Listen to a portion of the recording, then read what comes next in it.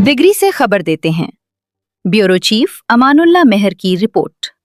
Degree पानी की शदीद किल्लत और मुबैना गैर कानूनी वाराबंदी के खिलाफ मीरपुर खास थर केनाल के कपरो केनाल से निकलने वाली सामरजू शाख, दिरहोर शाख, दरो बाजार शाख, सांटूर शाख समेत मुख्तलिफ शाखों के आबादगारों का एक अहम इजलास आबादगार रहनुमा सईद जागीरानी की रिहाइशगाह पर मुनक्किद हुआ, जिसमें टेल के इलाकों से ताल्लुक रखने वाले आबादगारों ने बड़ी तादाद में शिरकत की।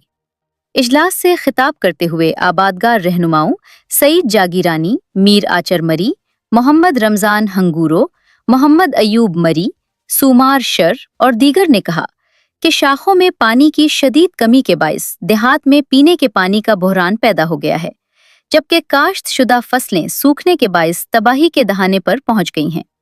उन्होंने इल्जाम आयद किया कि महकमा आबपाशी के बाज़ एहलकार मुताल्लिका शाखों को मुकर्ररा गेज के मुताबिक पानी फराहम नहीं कर रहे और मीरू के आबादगारों से मुबैना मिली भुगत के जरिए वाटर कोर्सेज तोड़कर टेल के आबादगारों के हिस्से का पानी फरोख्त किया जा रहा है।